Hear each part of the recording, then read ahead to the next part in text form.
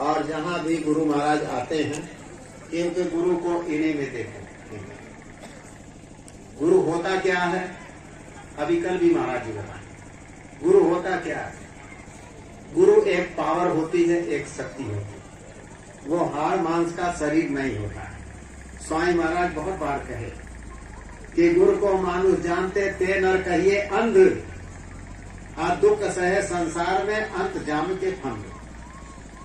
जो गुरु के हाड़ मांस का शरीर समझता है, कहते वो तो अंधा है, उसने कुछ न देखा और न कुछ सुना। बराबर आंखों से आपने दर्शन किया, लेकिन वो कहते हैं आपने कुछ नहीं देखा, कुछ नहीं सुना। तो गुरु हाड़ मांस का शरीर नहीं होता है। समझ में आ गया? गुरु क्या होता है? एक पावर होती है, एक शक्ति होती है। वह शक्ति बाबा जय गुरुदेव ने इकट्ठा किया। उसके पहले किसने इकट्ठा किया? पहले जो पीढ़ी चल रही है, राधा स्वामी से चला। शालिग्राम जी थे, उन्होंने राधा स्वामी नाम को जगाया। मतलब ये राधा स्वामी नाम किसका था? प्रभु का था। राधा का मतलब होता है जीवात्मा, और स्वामी का मतलब होता है मालिक। तो इस जीवात्मा का जो मालिक है, उन्होंने ऐसे कह दिया, उसी नाम को उन्होंने जगाया। और वो नामदान फिर उन्होंने दिया विष्णु दयाल जी को। जब जाने को हुआ तो जितनी उन्होंने कमाई किया था उन्होंने उसको दे दिया। फिर इसके बाद जब वो कमाई जाने लगे तो सारा कमाई दादा गुरु को दिया। और जब दादा गुरु जाने लगे तो फिर उन्होंने कमाई उठा करके स्वामी महाराज को दिया। और स्वामी महाराज इस बात को बराबर कहते थे कि स्वामी महाराज कह गए हैं कि इस दौलत को रखना नहीं, इस दौलत को बांट देना। तो कहने का मतलब ये प्रेमियों कि जैसे आप कमाई करते हो, एक पिता है कमाई करता है तो 4 बीघा खेत उन्होंने बनाया। इसके बाद वो 4 बीघा खेत लेके चला जाता है? नहीं, अपने बाल बच्चों को दे करके जाता है। किसको देता है? जो श्रेष्ठ होता है, जो देखभाल करने वाला, उसको दे जाता है। फिर उसको और बढ़ाता है, वो 6 बीघा कर देता है। फिर जब वो जाने को हो जाता है, उसके बाल बच्चे उसको देके जाता है, वो 6 बीघे से 12 बीघा कर देता है। इसी तरह से ये जो आते हैं वो देते अगले को चले जाते हैं। और वो दौलत जो कि इस दौलत के मुकाबले कोई दौलत है ही नहीं है, यहाँ से लेकर के पूरा ऊपर तक। अब सोचो इस समय महाराज जी के पास कितनी दौलत है, बहुत दौलत है। मैं इधर चला गया था गोपालगंज में, महाराज जी कार्यक्रम करके लौटे, इसके बाद हमको भेज दिए, बोले जाइए जरा समझाइए। तो गोपालगंज में मैं सत्संग सुना रहा था। सत्संग खत्म हो गया, एक 25 साल का लड़का आया, बोला साहब एक सवाल आपसे मैं पूछना चाहता हूँ। हमने कहा देखो मैं कोई संत महात्मा नहीं हूँ, मैं इनका गुलाम हूँ। इन्होंने इधर भेज दिया तो मैं जरा इन लोगों को समझाने आ गया। रहा ये कि अगर मुझे आएगा तो बता दूंगा, और नहीं आएगा तो फिर माफी मांग लूंगा, फिलहाल आप पूछ लो। तो उसने कहा कि मैंने भी इस नामदान को लिया, लेकिन उन्होंने मुझे बंद कमरे में दिया, और आपके महाराज जी आए थे, उन्होंने लाउड स्पीकर से ये नामदान दिया। लाखों लोगों की भीड़, सड़क पर आवाज चली गई। ये आवाज कितने लोगों के कान में चली गई, ये कैसे हो गया? तो मैंने कहा अच्छा भाई ठीक है, अब मैं अपनी समझ से आपको इसका जवाब दे देता हूं। हमने कहा आपके पास 100 रुपए है और मेरे पास 10 रुपए है, दोनों बाजार में चलते हैं सामान खरीदने के लिए, आप कितना खर्च करोगे? बोले 100 रुपए, और मैं? तो बोले आप 10 रुपए। हमने कहा बस यही बात। उनकी कमाई जितनी है उस कमाई के अनुसार उन्होंने दे दिया, और इनकी कमाई इतनी है कि इतना खर्च करते जा रहे हैं और उसमें घट ही नहीं रहा, घट नहीं रहा। तो कहने का मतलब ये प्रेमियों, आपको तो बहुत खुश होना चाहिए, बहुत खुश होना चाहिए कि ऐसे महात्मा के शरण में पड़े हुए हो जिसके पास इतनी बड़ी दौलत है, इतनी बड़ी दौलत है जिसका कि आज इस धरती के पास किसी के पास नहीं। मैं अपने अनुभव से आपसे मैं कह रहा हूं, ये मैं नहीं कहता कि ऐसा नहीं होगा। मुझे जहां तक जान पाया हूं मैं, मुझे जो अनुभव है, आज महाराज जी के अलावा कोई दूसरा हमको इस धरती पर नजर नहीं आ रहा है जो इस जीवात्माओं का उद्धार कर सकता है। ये मेरा अपना अनुभव है, हो सकता है गलत हो, लेकिन मेरा ये अनुभव है। उस अनुभव के आधार पर मैं अपना बोल रहा हूं। इसलिए आपको जो दौलत मिली और महाराज जी जब तक हैं तब तक आप लोग साधन भजन करो, प्रेम कर लो। जहां भी कार्यक्रम होता है पहुंच जाएगा, साधन मिल जाए तो पहुंच जाएगा। तो कहने का मतलब ये है कि ये महात्मा हैं, ऐसे महात्मा जब यहाँ आते हैं तो उस रास्ते को ढूंढते हैं जिस रास्ते से जीवात्मा तो आई सतलोक से, सतलोक से आई है सतलोक तक ये जाए। साथ में चूंकि यहाँ आनंद के चक्कर में आप पड़ गए हो तो आपका आनंद भी नहीं छीनते हैं, लेकिन जरा देखो उनके कहाँ है आनंद। बहुत सारे लोग यहाँ बैठे होंगे, कहाँ है आनंद? ये महात्मा आते ये तो कहते हैं, लेकिन आप धर्म ग्रंथों की बात करते हो, इसलिए महात्मा धर्म ग्रंथों की बात भी कर देते हैं। ईश्वर अंश जीव अविनाशी, चेतन अमल सहज सुख राशि। अगर वास्तव में इस संसार का आप सुख चाहते हो और इसके परे स्वर्ग का सुख चाहते हो, वैकुंठ का सुख चाहते हो, ईश्वर लोक ब्रह्मलोक का सुख चाहते हो, सतलोक अनामी धाम का सुख चाहते हो, तो अपने अंदर, आपके अंदर जो जीवात्मा बैठी है उस जीवात्मा को खोजो, उस जीवात्मा को खोजो। ईश्वर अंश जीव अविनाशी, चेतन अमल सहज सुख राशि, ये सारा सुख उस जीवात्मा के अंदर है। और जैसे भी आप इस शरीर के अंदर उस सुख को अनुभव करते हो उस जीवात्मा के कारण करते हो। जब तक ये जीवात्मा इस शरीर में रहती है तब तक आप खाओगे तो ये मीठा है, देखोगे तो ये बहुत सुंदर है, कान से सुनोगे आवाज बड़ा मधुर है, ये बंसी की आवाज है, बांसुरी की आवाज है, बड़ा अच्छा लग रहा है। कोई आवाज सुनोगे तो बड़ा खराब लग रहा है। भोजन करते हुए ये खट्टा मीठा पीता है, कहीं चोट लग जाता है तो कष्ट का अनुभव करते हो। ये अनुभव कब तक होता है?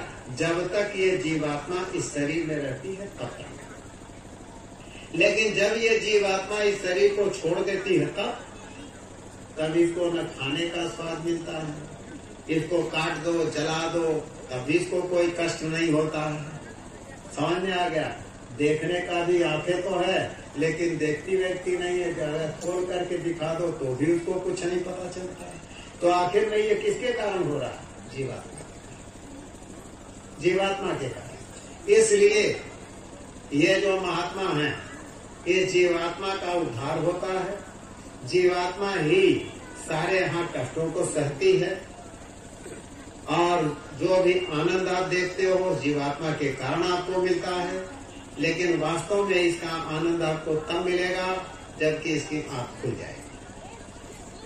और ये जीवात्मा इस कर्म के देश में फंसी है, कर्म के अनुसार उसको बराबर तकलीफ मिल रहा है और जो कर्म किया उसके अनुसार तो अन्य योनियों में जाकर के तकलीफ मिल ही रहा है। लेकिन जो संतों की शरण में नहीं आते, जो संतों की बात को नहीं मानते हैं, जो ईश्वर की बात को नहीं मानते हैं, समझ में आ गया? ऐसे लोग उन जीवात्माओं को कष्ट देना प्रारंभ करते हैं। समझ में आ गया? किसी ने जब हम मनुष्य शरीर में थे बकरे को खाया, फिर हम शरीर छूटा बकरे की योनि में चले गए। क्यों चले गए? वो बदला देने के लिए।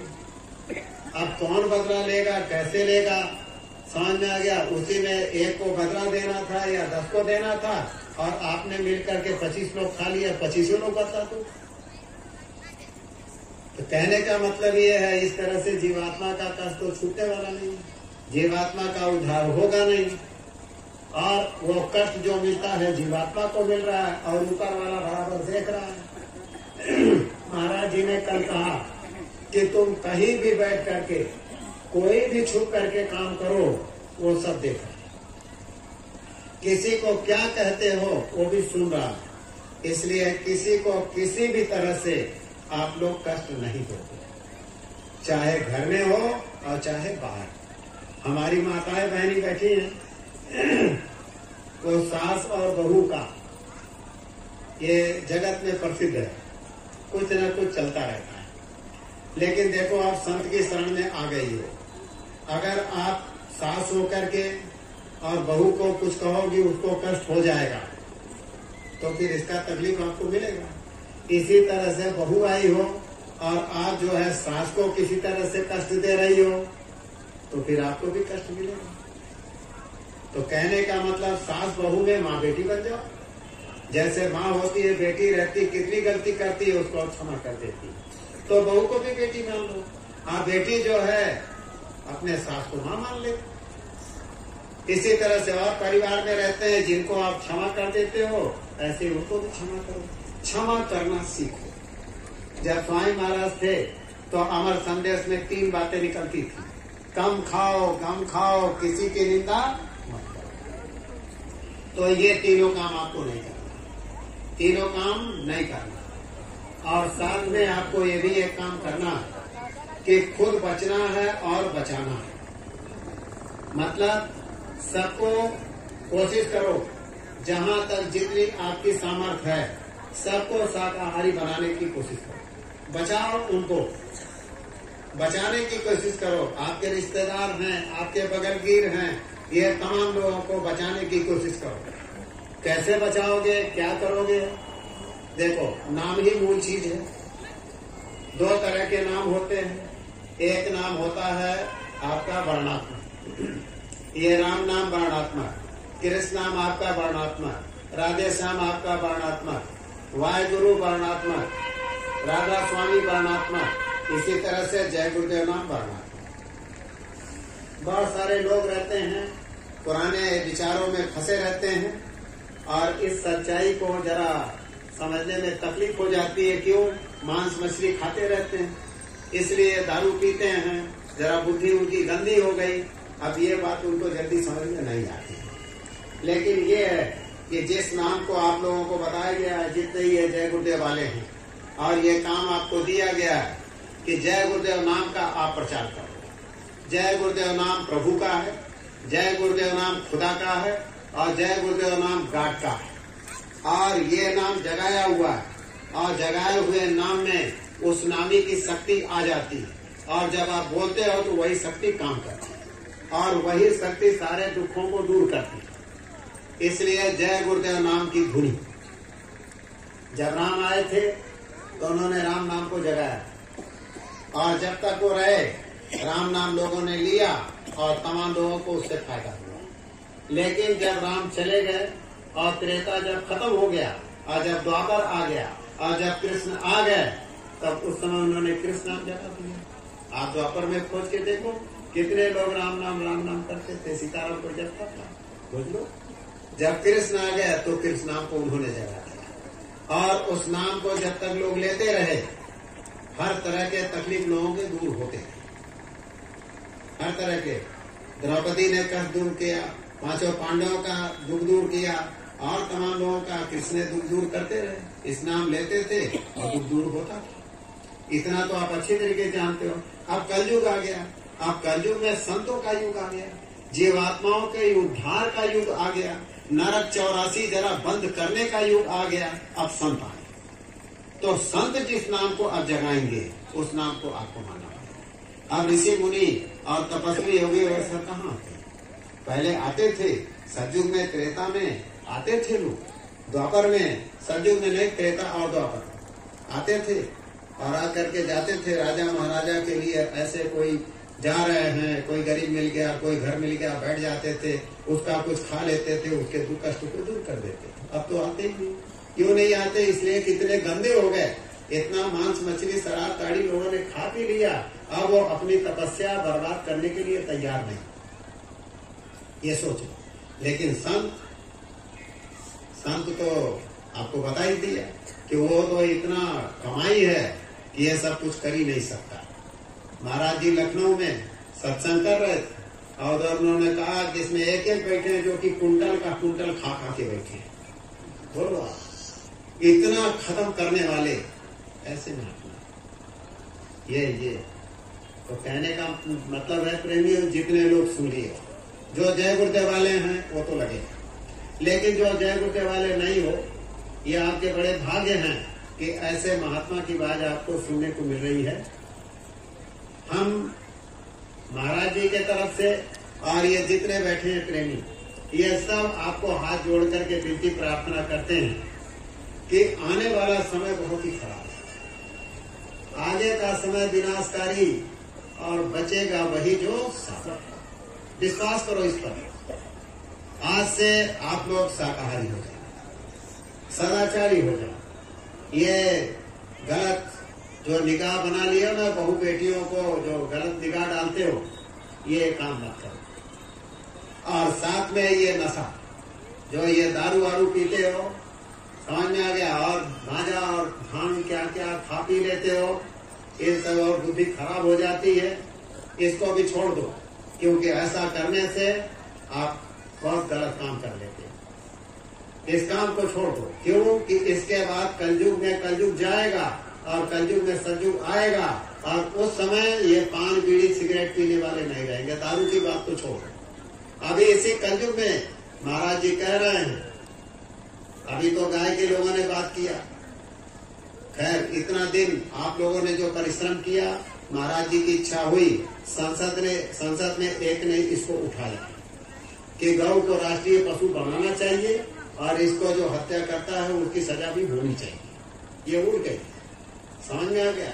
तो ये सारी चीजें होनी चाहिए। तो कहने का मतलब ये है कि आप सभी लोग अपने जीवात्मा पर दया,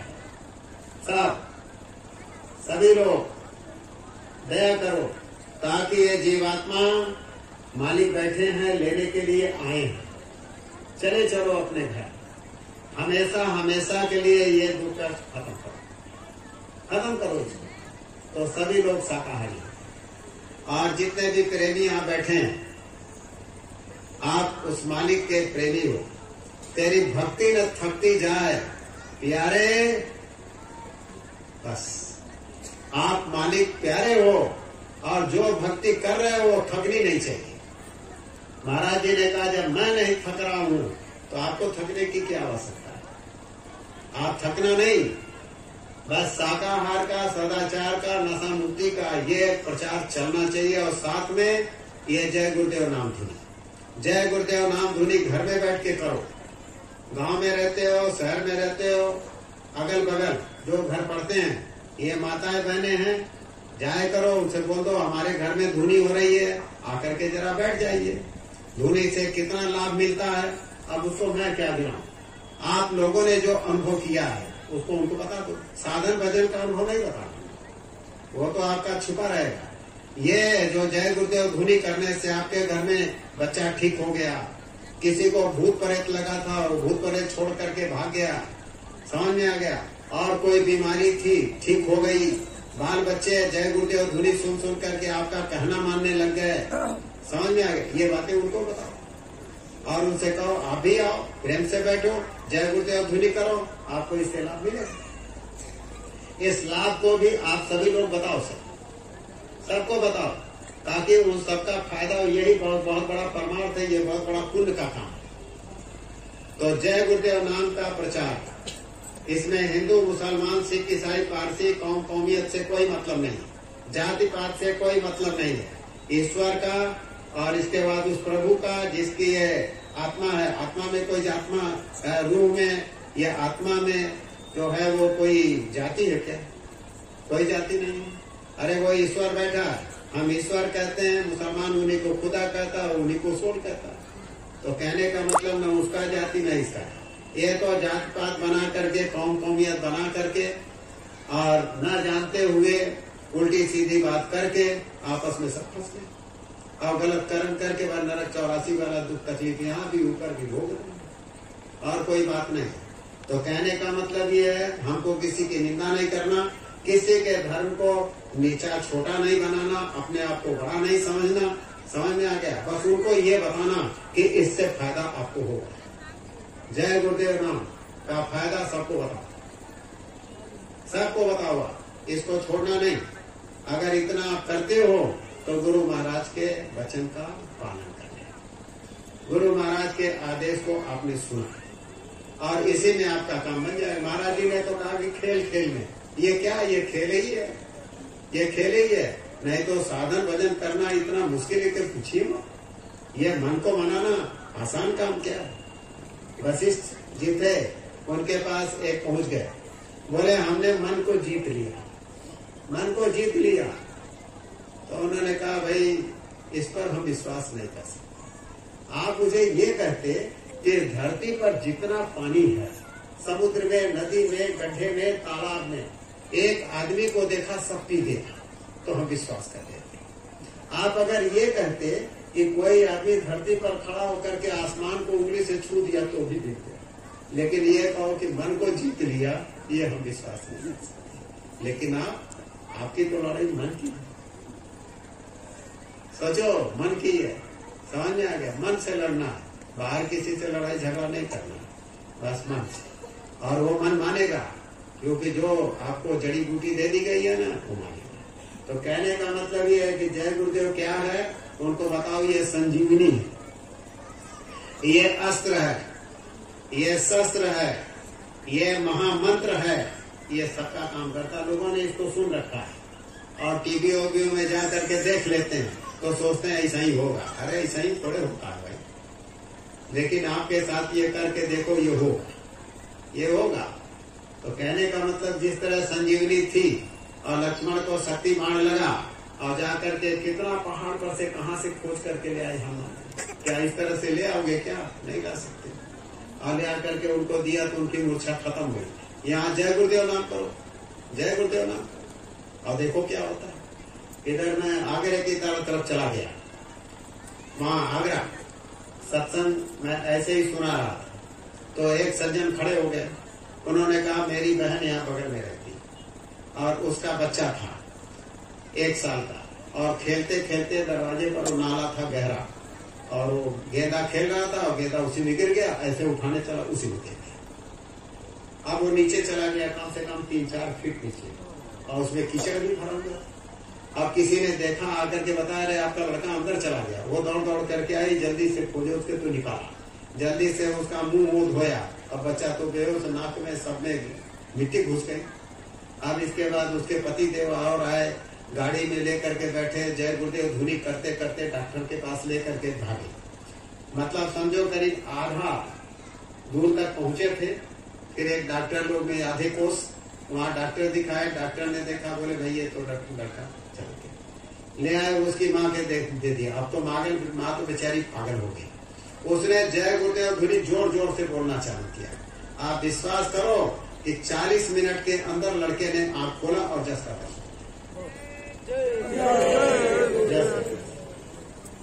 समझ में आ गया। लेकिन ये है, इसका अनुभव आप करते हो, वो लोग नहीं कर रहे हैं। इसलिए इस चीज को आपको बताना पड़ेगा कि हमारे भी गांव में ऐसा हुआ, हमारे साथ ऐसा हुआ, समझ में आ गया, तब लोगों को विश्वास आएगा और ये बहुत बड़ा परमार्थ का काम हो जाएगा। महाराज जी यही चाहते हैं। महाराज जी आए हैं इन सभी जीवात्माओं के उद्धार करने के लिए, सबको ले जाने के लिए। तो आप तो चलो भाई, अपने रिश्तेदार को ले चलो, समझ में आ गया, पिता माता को भी ले चलो, सबको ले चलो और उनको कह दो कि एक बार चलो महाराज जी के सामने, जितने आपके दुख कष्ट हैं आप चल करके एक बार जरा उन आंख से देख लेना, और जो कष्ट है जरा उनसे कह तो दो, एक दफा कह तो दो, और कहने से अगर कुछ फायदा हो जाए तो मान लेना। महाराज जी तो डंके की चोट पर चिल्ला रहे हैं और आपको भी डंके की चोट पर चिल्लाना है कि जय गुरुदेव नाम की एक बार परीक्षा तो करो, एक बार परीक्षा करके देखो, आपको विश्वास हो जाए तो फिर मान लेना। तो कहने का मतलब ये प्रेमियों कि महाराज जी की भाई तबीयत नहीं ठीक थी, इतना कर्म लग गया। ये मत समझो कि मतलब आपके ऊपर दया नहीं है। अगर दया नहीं होता तो हमको यहाँ नहीं भेजते, समझ में आ गया, भेज दिया गया। जो उनकी मौज है उस मौज के अनुसार जो भी हम लोग आवाज निकलती है सो निकल रही है, तो कहने का मतलब ये आप प्रेम करते हो, आपसे चौगुना महाराज जी, सौगुना महाराज जी आपसे प्रेम करते हैं। समझ में आ गया? तो किसी भी तरह से आप लोग दुखी नहीं होंगे।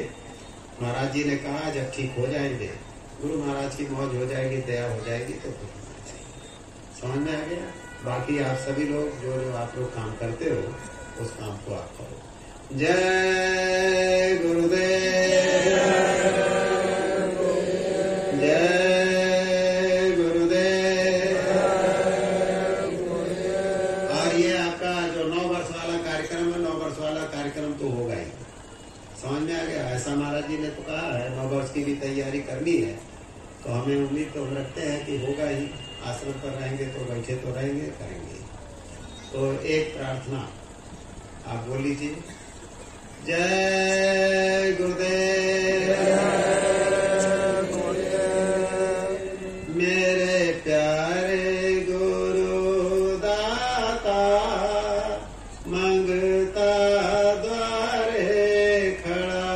मेरे प्यारे गुरु दाता, मंगता द्वारे खड़ा।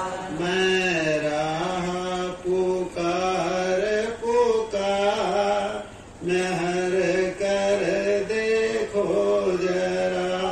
मैं राह पुकार पुकार, मेहर कर देखो जरा। मोहि दीजै भक्ति नाम, काल दुख बहुत दिया। मोहि दीजै भक्ति नाम, काल दुख बहुत दिया। मेरे तड़प उठी माय, दरस को तरस रहा। मोहि तड़प उठी माय, दरस को तरस रहा। बरसाओ घटाया पार, प्रेम रंग दीजै बहार। बरसाओ घटाया पार, प्रेम रंग दीजै बहार। सुरती भीगे अमीरस धार, तन मन होए हरा। सूरत भीगे अमीरस धार, तन मन होए हरा। मेरा जीवन सुफल होई जाए, तुम गुण गाऊं सदा। मेरा जीवन सुफल होई जाए, तुम गुण गाऊं सदा। मेरी बिनती सुनो धर प्यार, घट उमगाओ दया। मेरी बिनती सुनो धर प्यार, घट उमगाओ दया। जय गुरुदेव स्वामी पिता हमार, जल्दी पार करो। जय गुरुदेव स्वामी पिता हमार,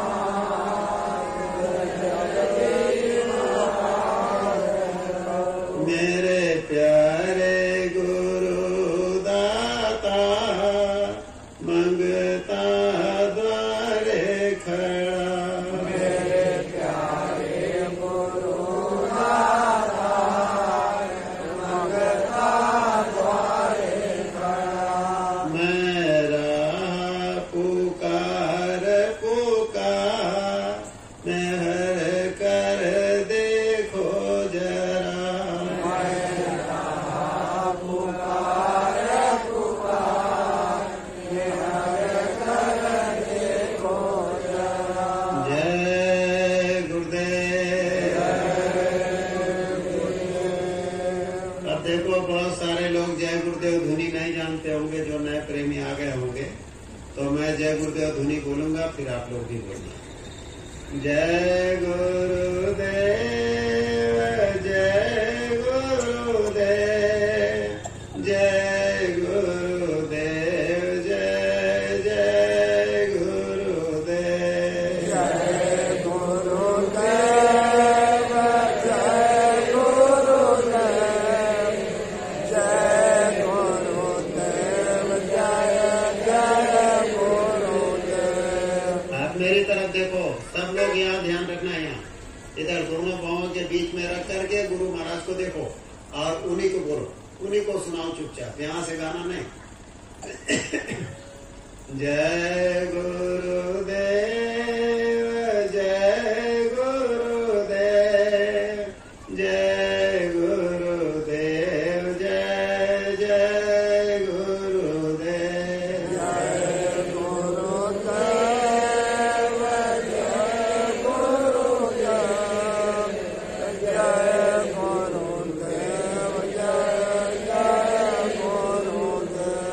जय गुरुदेव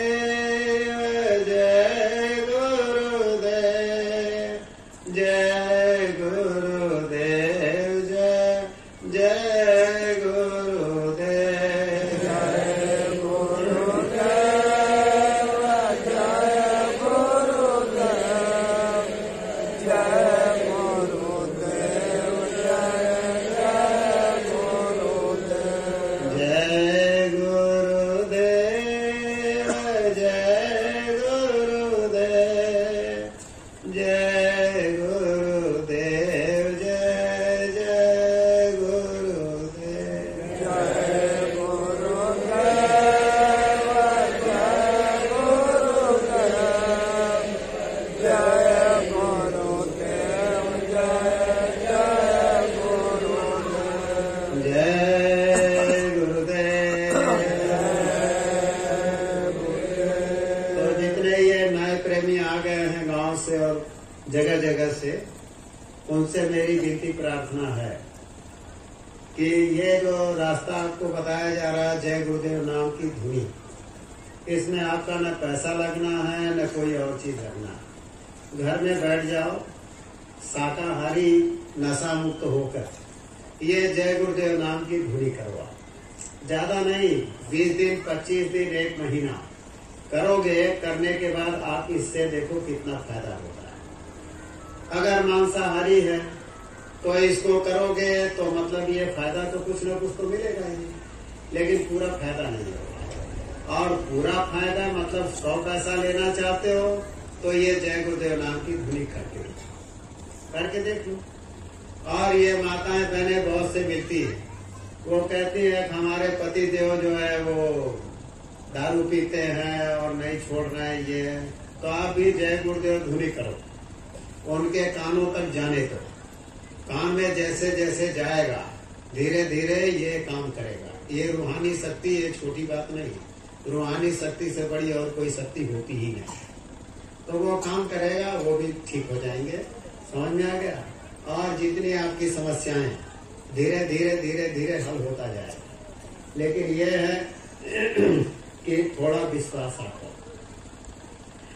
आप सोचते हो कि किताबों में मंत्र लिखा, ये मंत्र लिखा, वो मंत्र लिखा, हम पढ़ लेंगे, ये कर लेंगे। अरे ये महामंत्र भैया, महामंत्र है, इसमें ताकत है। जब जगा दिया जाता तभी काम करता है।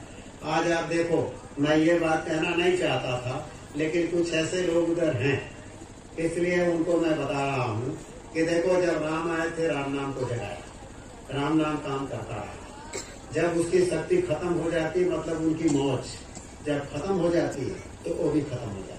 फिर नाम तो रहेगा ही, लेकिन वो काम करना बंद कर देता है। आज मैं ये आपसे कह रहा हूँ कि तमाम जितने भी हैं रामायण पढ़ते हैं, अखंड रामायण करते रहते हैं, सीताराम जपते रहते हैं, लेकिन मांस मछली या दारू खाते पीते हैं। ये क्या है? ये राम जो भगवान थे, एक प्रकार का उनका अपमान है, अपमान है। समझ में आ गया? सीता जैसी सती जो कि मतलब ये अवतार थे, राम भी अवतार थे भगवान का, तो ये काम आपको नहीं करना चाहिए। इसी तरह से जो मुसलमान भाई हैं, आपके वहाँ भी लिखा है बिस्मिल्लाह रहमान रहीम, मुसल्लम ईमान रहमान मुसलमान। जिसके अंदर पूरा का पूरा ईमान है, जिसके अंदर पूरा पूरा रहम है, वही तो मुसलमान है। जब ईश्वर ने स्वयं 2 दिन देता है, जीवात्मा को 2 दिन, एक दिन वो इस शरीर को देता है और एक दिन इस शरीर से वो अलग कर देता है, कर्मानुसार उसको बराबर तकलीफ दे रहा है। तो हम कौन होते उसको तकलीफ देने वाले? हम कौन होते उसकी जीवन छीनने वाले? समझ में आ गया? इसलिए कि आपको बीच का समय दे दिया, एक दिन शरीर दिया और एक दिन शरीर से अलग किया। इस बीच में आपको 10 साल, 20 साल, 50 साल, 100 साल दिया। किस लिए? अपनी जीवात्मा का उद्धार करने के लिए। इस मृत्यु लोक में जितने प्रकार के आप कष्ट सह रहे हो, उस कष्ट से छुटकारा पाने के लिए। और फिर कहाँ इनको भेज दिया? तमाम ऋषि मुनि तपस्वी और हर कौम में, हर जाति में आए और समझाने के लिए।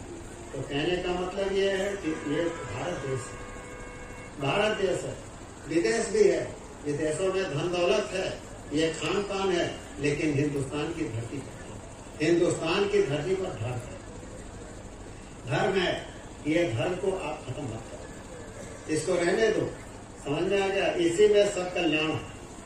तो कहने का मतलब ये है कि जितने लोग हैं, आप जय गुरुदेव नाम जप करके अपने समस्याओं को हल करो। धुरी जब भी ये आ जाते हैं, उनसे वो नाम जो जीवात्मा को, जो गंदगी चढ़ी हुई जीवात्मा का, उसको साफ करने के लिए वो नाम की आवश्यकता है। वो नाम इन्हीं के मुख से आपको सुनना पड़ेगा।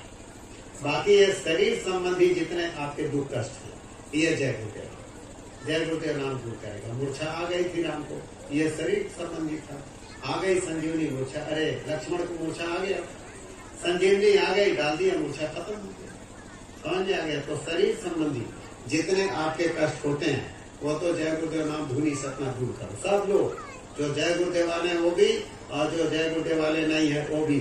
और बाकी आप महाराज जी से, मालिक से हमेशा ये प्रार्थना करो कि हमारे जीवात्मा का उद्धार, हमारे जीवात्मा के ऊपर जो गंदगी चढ़ी हुई है उसको दूर करो। समझ में आ गया? उसको, ताकि इस संसार से हमको छुट्टी मिले और हम अपने धाम को करें। जहाँ जाना है वहाँ न कोई कर्म है, न धर्म है, कुछ भी नहीं। वहाँ एक सुख है, एक आनंद है।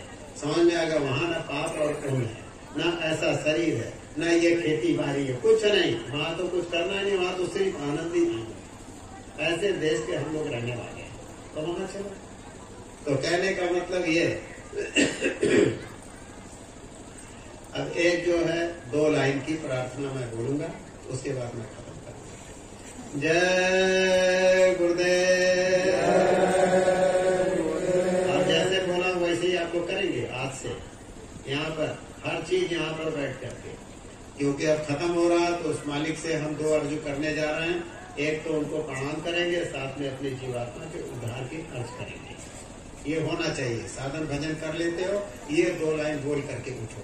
जय गुरुदेव भी बोलेगा और ये भी 2 लाइन बोल करके उठना। ये अर्जी हमेशा आपकी लगी रहनी चाहिए, हमेशा चरणों में ये अर्जी होनी चाहिए। 2 लाइन जय गुरुदेव, गुरुदेव तुम्हारे चरणों में 7 कोटि प्रणाम हमारा है। गुरुदेव तुम्हारे चरणों में 7 कोटि प्रणाम हमारा है। गुरुदेव तुम्हारे चरणों में 7 कोटि प्रणाम हमारा है। गुरुदेव तुम्हारे चरणों में 7 कोटि प्रणाम हमारा है।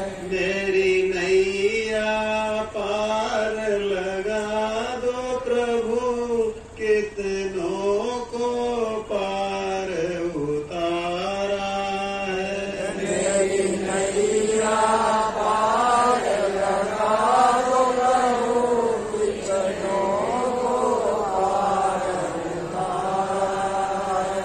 मेरी नैया पार लगा दो प्रभु, कितनों को